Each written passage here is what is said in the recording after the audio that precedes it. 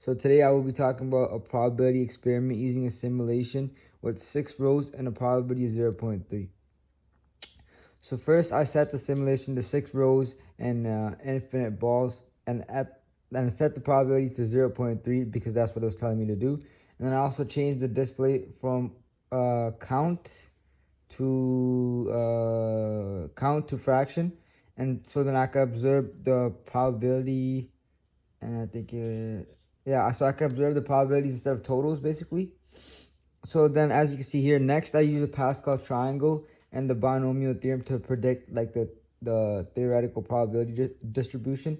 I also calculated the probability for each value of x, and then I calculated the probability for each value of x from 0 to 6 using the binomial formula. My results show that like the highest probability that occurs is which is x equals to 2. Then and then the distribution was like skewed to the right. And then this is me talking about how it was skewed to the right. There's basically for the fifth question, as it says right here, state the skew of the probability distribution. The probability distribution is positively skewed to the right because the graph has a longer tail on the right. Is basically why it's skewed to the right. Skewed. Then the question told me to let the simulation run for 1 minute. Is basically I ran the simulation for 1 minute and then recorded like the possibilities. Not possibilities. I just basically experimented the probabilities, and like the results were similar to the theoretical values, but like it wasn't exact, or like you could say it wasn't the exact same basically, but the overall shape it like matched it with the highest value around 1 to 2, but some probabilities were slightly higher or lower because due to a limited number of trials. That's basically why. Then it says basically run the simulation for around. Then I basically ran the simulation for around 3 minutes. Then the results were much closer for the theoretical distribution. The value was it was basically it was way more accurate basically, right? And then the differences between the experimental and the theoretical what's it called, probabilities, they were basically just you could say smaller. Then I ended up creating a histogram of the data, right?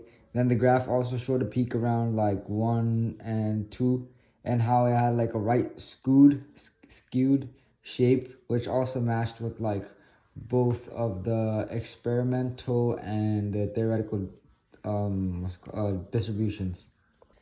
Then it says over here, as you can see, 1 minute. Then I said the experiment results after 1 minute are not the exact same, like I said from earlier.